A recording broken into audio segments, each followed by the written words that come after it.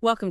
Today, we've got this daily money briefing from April 15th, 2025. And yeah, our mission is basically to unpack the key economic updates here. Figure out what really matters for you, the learner. Absolutely. And there's quite a bit packed in here. Looks like it. We're talking potential U.S. trade policy shifts, some worries about South Korea's economy, and a new supplementary budget they've proposed. Exactly. It touches on some major pressure points: global trade, national economic health, fiscal policy. It all ties together. Okay, let's jump right in then. There's this item from the U.S. that seems, well, a bit contradictory. President Trump hinting at exempting auto parts from tariffs, but didn't they just implement new tariffs like weeks ago? Yeah, that's the head scratcher. It does seem quite soon. So what's the deal there? Let's try and make sense of it. Okay, so context is key here. Okay. On April 2nd, the U.S. brought in a 25% tariff on imported cars.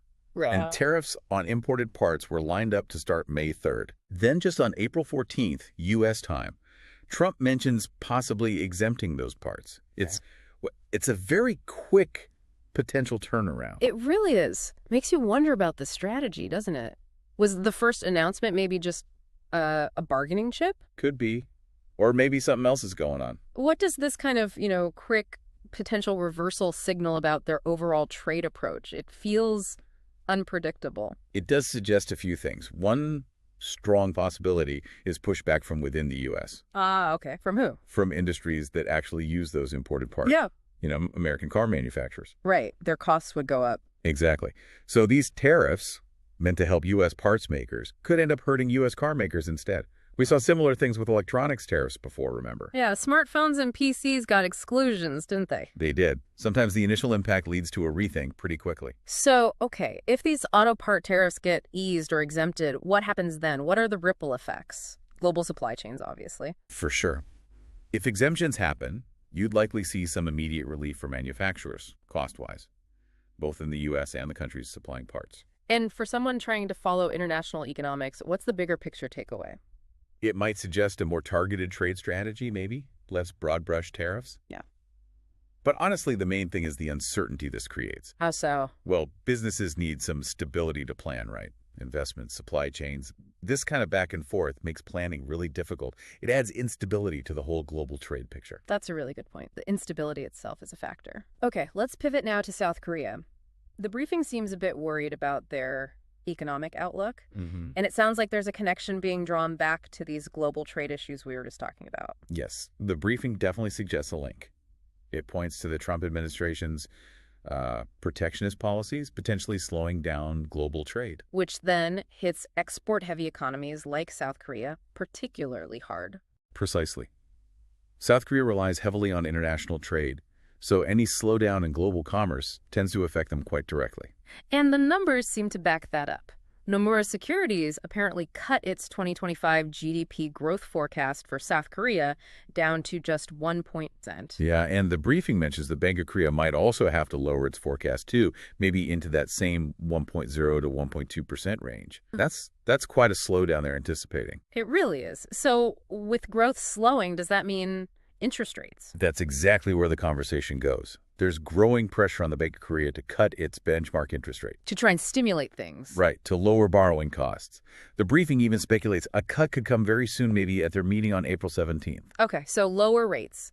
Sounds good for businesses needing loans, maybe encourages investment. Potentially, yes. Right. That's usually the goal. Cheaper borrowing can help businesses. But the briefing mentions downsides, too. It's not always a simple fix, is it? No, it's definitely not.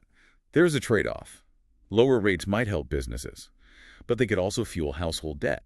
If borrowing becomes cheaper, people might take on more debt, which can be risky if levels are already high. Right, the household debt issue. And then there's inflation.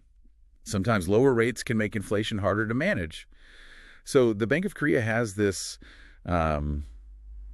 difficult balancing act. Boost growth now. Or worry about debt and inflation later. Kind of, yeah. Weighing the immediate need against potential future risks. It's a classic economic dilemma. Really shows how these things are all tied together. Okay, so amidst these concerns, the South Korean government isn't just waiting, right? They've put together this extra budget. That's right. A supplementary budget finalized at 12 trillion won, which, by the way, is up from the 10 trillion they initially talked about. Oh, interesting. So they boosted it. 12 trillion won, that sounds like a pretty significant amount of government spending. What's the plan? Where's that money going? It seems quite targeted, actually, falling into roughly three main buckets. Okay, what are they? First, about 3 trillion won is for disaster and safety measures. This seems like a direct response to recent events. Like the climate disasters and wildfires mentioned. Exactly. Bolstering national resilience seems to be an immediate priority there. Makes sense. What's the next chunk? A larger slice, 4 trillion won, is dedicated to boosting AI competitiveness. AI? That sounds more future-focused. Very much so. We're talking investments in things like AI semiconductors, server infrastructure. The briefing even connects it to an ambition to create a Korean version of ChatGPT. Wow, okay. That is ambitious. So a big strategic bet on future tech. Definitely. It's not just short-term stimulus. It's aiming to position South Korea as a leader in AI long-term. This is a really interesting area for you, the learner, to keep an eye on these big national tech pushes. Right. Potential for major economic shifts down the line. And the last part of the budget. The remaining 4 trillion won is earmarked for supporting vulnerable groups and small business owners. So directly addressing the economic pain points we talked about, the high interest rates, inflation. Precisely. It's a kind of safety net, aiming to ease the pressure on households and small businesses who are often hit hardest by these conditions. Maybe get them spending a bit more, too. So looking at the whole package, 12 trillion won, it's a mix, isn't it? Immediate crisis response, long-term tech investment, and direct support for those struggling now. It really is multifaceted. Address today's problems, invest for tomorrow, and help those most affected right now. And the hope is the spending will give the economy a bit of a lift. That's the idea. Government spending like this can boost consumption and investment, at least in the short term, and that big AI investment, while longer term, could be a major driver for digital transformation across the country. Okay, let's pull back and recap then. We've really dug into this briefing. Started with that potential quick U-turn on U.S. auto part tariffs. Then we looked at the slowing growth picture in South Korea, the pressure for interest rate cuts, and the risks involved there. Right.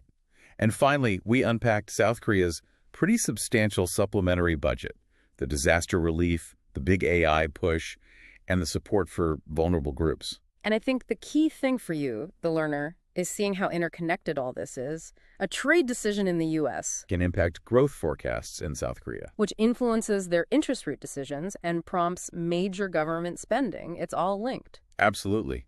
These aren't just separate news items. They're threads in the same global economic web.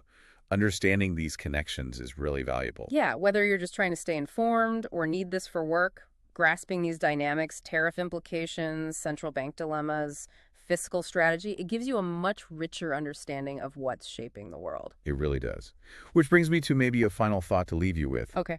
Considering that huge 4 trillion won investment in AI and this clear ambition for a Korean ChatGPT, what happens when multiple nations start making these massive state-backed pushes in artificial intelligence? Like an AI race on a national level? Sort of. What are the bigger societal, economic, even geopolitical implications? National AI capability could become a really critical factor in global influence and competitiveness. It's something we're thinking about a rapidly changing field with potentially huge long-term effects.